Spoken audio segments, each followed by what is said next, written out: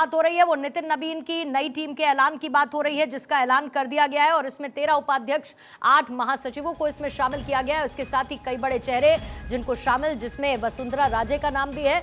Committee की उपाध्यक्ष उन्हें बनाया गया है, राष्ट्रीय उपाध्यक्ष बनाई गई हैं वसुंधरा राजे।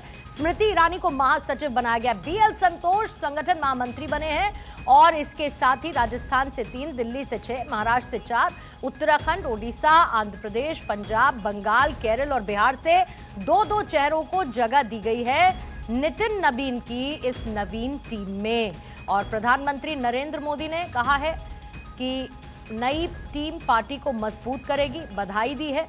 नई टीम को शुभकामनाएं प्रधानमंत्री की तरफ से इस दौरान दी गई हैं। साथ ही नए पदाधिकारियों को प्रधानमंत्री ने बधाई देते हुए आगे के कार्य के लिए जनसेवा पर ध्यान देने की बात इन नई टीम के लोगों के लिए अपने इस बधाई संदेश में की है।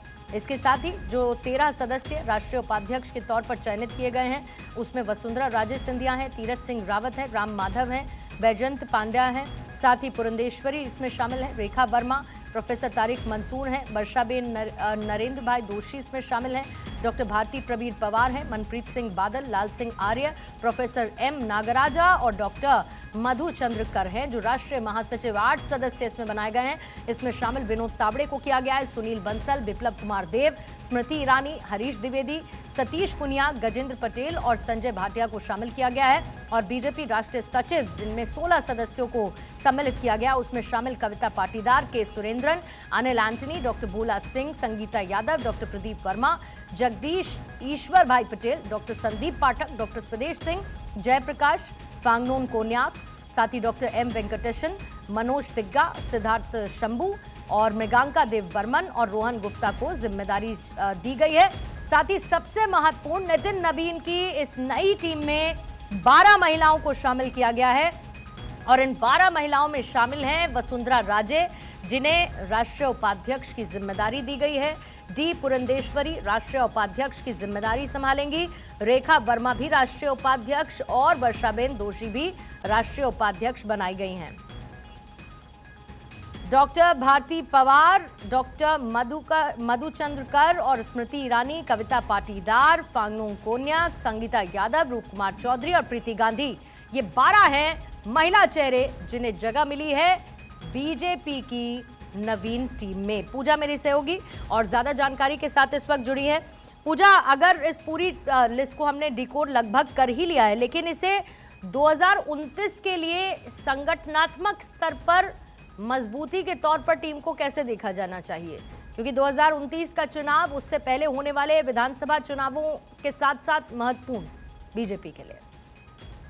देखिए, बिल्कुल, सबसे पहले पॉइंट वाइज अगर इसको बात करते हैं तो BL संतोष और सुनील बंसल जैसे जो संगठनात्मक चेहरे हैं उनको बनाए रखा गया। फिर दूसरा ये कि दक्षिण पूर्वोत्तर पूर्वी भारत को पर्याप्त जगह दी गई।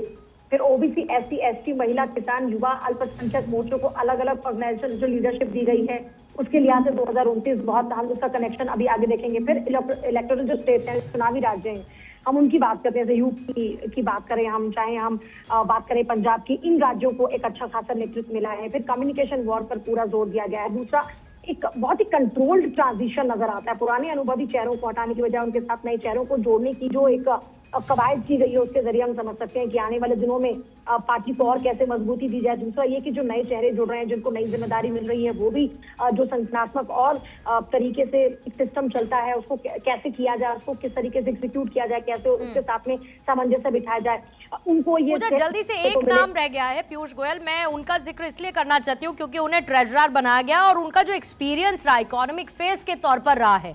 मतलब इसे ये समझना चाहिए कि बीजेपी इकोनॉमिक स्टेबिलिटी के साथ साथ फंड रेजिंग हो या फिर फाइनेंस के क्षेत्र में हो, उसमें ट्रेजरर की भूमिका में पीयूष गोयल को रखते हुए, राष्ट्रीय कोषाध्यक्ष की भूमिका में रहते हुए, जाहिर है कि उसका फायदा भी उठाना चाहेगी। देखिए, जाहिर तौर पर अगर हम उनकी बात करते हैं तो जिस तरीके से आपने भी उनके बैकग्राउंड का जिक्र किया, उनकी भूमिका को बहुत ही महत्वपूर्ण माना जा रहा है। दूसरी बड़ी बात यह है कि देखिए, एक इतनी बड़ी पार्टी है, इतनी बड़ी पार्टी के लिए हम देखते हैं जब फंड्स की बात आती है तो उस लिहाज से उनकी भूमिका बहुत महत्वपूर्ण जाती है। उनसे ज्यादा बेहतर इस जिम्मेदारी को और कौन संभाल सकता है, तो इसलिए उनके नाम का जिक्र इसमें लगातार हो रहा है। दूसरी बड़ी बात, जब हम उनकी बात करते हैं तो देखिए, सबसे खास बात है कि उनको जो भी पॉलिटिकल असाइनमेंट दिए गए हैं उसमें उन्होंने हमेशा अपनी जो महत्वपूर्ण भूमिका है वो निभाई है। केंद्र सरकार में वाणिज्य उद्योग मंत्री के तौर पर जिम्मेदारी, पार्टी के लिए चुनावी रणनीतिक जिम्मेदारियां संभालते रहे। 2026 की बात करें तो देखिए हमने देखा कि तमिलनाडु में किस तरीके से जब इलेक्शन इंचार्ज उनको बनाया गया तो वहां पर वो अपनी जो भूमिका है उसको सक्रियता के साथ निभाते हुए नजर आते हैं। फिर जब अलायंस कोऑर्डिनेशन की बात आती है तो उसमें भी वो महत्वपूर्ण भूमिका निभाते हुए नजर आते हैं। अगर उस लिहाज से देखा जाए तो उनके पास में संगठनात्मक एक्सपीरियंस भी है।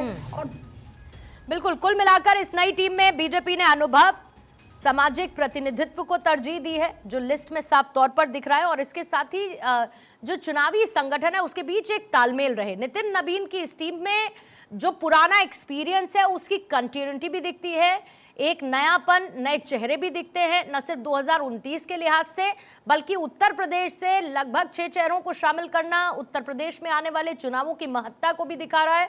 और आखिरकार नितिन नबीन की नवीन टीम का ऐलान हो चुका है, जिसे अभी अभी हमने किया है डिकोड। पूजा, आपका बहुत बहुत शुक्रिया। गौरव भी तमाम जानकारी हमें दे रहे थे।